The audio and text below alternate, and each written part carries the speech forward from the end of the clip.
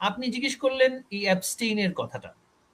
ইউনুসের উঠা বসা পশ্চিমা দেশগুলোতে কাদের সাথে?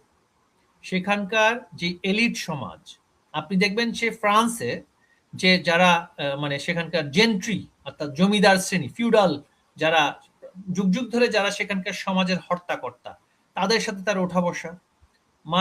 আমেরিকাতে একটা মানে বিশাল এলিট শ্রেণী, তাদের সাথে উঠা বসা। আবার ইউকেতেও সেম, স্পেনের রাজ পরিবার, বেলজিয়ামের রাজ পরিবার, এই ধরনের রাজ পরিবারগুলোর সাথে তার উঠা বসা। সে সমাজের সাধারণ মানুষের সাথে সেখানেও কিন্তু অত মেশে না, সে শুধুমাত্র সেখানেও যারা হর্তাকর্তা তাদের সাথেই শুধু সে মেশে, সে সাধারণের সাথে মেশার ব্যক্তি নন। এখন এই সমস্ত এলিট সমাজের ব্যক্তিরা আমরা দেখতে পেয়েছি যে তাদেরকে সে তারা যে কোনোভাবেই হোক এই এপস্টেইন নামক ব্যক্তিটার যে একটা আইল্যান্ড ছিল সেইখানে গিয়ে বিকৃত যৌনাচারে লিপ্ত হতেন। সেইখানে তাদের একটা গোপন একটা আস্তানা ছিল, সেই আস্তানায় গিয়ে তারা একেবারে প্রাপ্তবয়স্ক হয়নি এমন মেয়েদেরকে 3 অত্যাচার, বছরের নির্যাতন, শিশুর কথাও শোনা যায়। ধর্ষণ, অর্থাৎ এটাকে পিডোফিলিয়া বলা হয়, যে শিশু নির্যাতক, হ্যাঁ, যৌন নির্যাতন করছে। এরা অত্যন্ত বিকৃত মনের কিছু ব্যক্তি আছে এই এলিট সমাজগুলোর মধ্যে, তারা সেই সমস্ত কাজে লিপ্ত ছিল।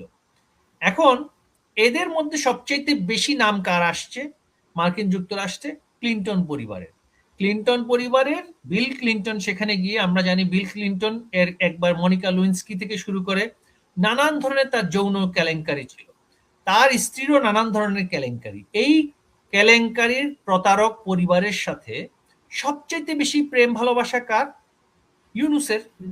খুনি ইউনুসের সবচেয়ে বড় বান্ধবী পশ্চিমা বিশ্বে হচ্ছে হিলারি ক্লিন্টন। হিলারি ক্লিন্টন এবং তার স্বামী কি পরিমাণ যৌনাচার, বিকৃত যৌনাচার করছে, যে হিলারি ক্লিন্টনও কিন্তু সেটাকে মানে স্বাগত জানিয়ে সেটা মানে এক ধরনের সেলিব্রেট করে আর কি।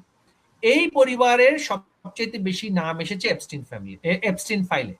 এবং সেইখানে ইউনুসের নামের প্রেক্ষাপটটা আপনি বুঝবেন, এখানে অনেক মানুষের নাম আসতে পারে যে তারা তাদেরকে অ্যাপ্রোচ করবে, কিন্তু ইউনুসের নামটা আসছে সে এই এপস্টিনের যে সমস্ত ফান্ড গুলো ছিল, সে তো একটা ফাইন্যান্সিয়ার ছিল, আর্থিক ব্যবস্থাপনার সাথে যুক্ত ছিল, সেইখানে সে অর্থ দিত, সেইখানে সে পয়সা দিত, এবং সেই পয়সার নেয়ার ফান্ড রেইজিং এর মিটিং অ্যারেঞ্জ করার ইমেইল, এটা কিন্তু জানাতন ইমেল নয়, এবং সেই এই সমস্ত অর্থ দিয়ে তার লবি মার্কিন যুক্তরাষ্ট্রে সেটাকে সঠিক ঠিক রাখতো। কিভাবে রাখতো?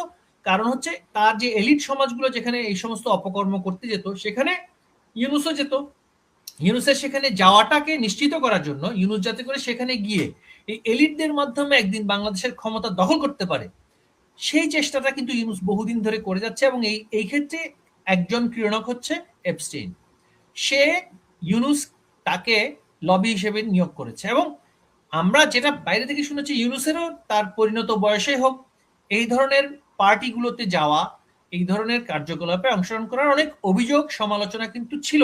অনেকেই তাকে যারা ব্যক্তিগতভাবে চেনে, তার এই ধরনের যে চারিত্রিক মানে বিষয়াবলী, সেটা নিয়ে কিন্তু অনেক আলোচনা আছে। আমি সেগুলোতে মানে গিয়ে, আমি যেহেতু নিজে জানি না, আমি সেটাতে মন্তব্য করতে চাই না। তবে মানে যে সমস্ত পার্টিতে আমি তাকে অন্তত পক্ষে দেখেছি, আমি দেখেছি তাকে মানে জাতিসংঘের একটি অনুষ্ঠানে আমি দেখেছি, আমি তার সাথে গিয়ে কথা বলিনি। তো সেখানে দাঁড়িয়ে দাঁড়িয়ে কিন্তু ঠিকই তিনি রেড ওয়াইনের গ্লাস হাতে নিয়ে কিন্তু তিনি এই মানে জাতিসংঘের উচ্চপদস্থ কর্মকর্তাদের সাথে খুব খুব রসিয়ে রসিয়ে কথা বলছিলেন। তো এই ওয়াইনিং ডাইনিং ব্যক্তি যে কিনা এই পিডোফাইল অ্যাবস্টিনের বন্ধু, তাকে অর্থ দেয়, এবং তার যে অর্থ হিলারি ক্লিন্টন ফাউন্ডেশনে দিয়েছে, এটা তো হিলারি ক্লিন্টনের যখন ইমেইলটা ফাঁস হলো, সে নিয়ম বহির্ভূতভাবে ইউনুসের কাছ থেকে যে পয়সা নিয়েছে, এটা ডোনাল্ড ট্রাম্প ফাঁস করেছে, আমরা কিছু বলছি না। তো এই যে একটা এলিট সমাজকে সে সাথে নিয়ে তাদের বিকৃত কাজের অংশ হয়ে সেইখানে তাদের এই সমস্ত কাজে আবার ফান্ডিং করে সে বৈশ্বিক যেই এলিট সেখানে একটা স্থান করে নিয়েছে, এবং সেখান থেকে কিন্তু সে তার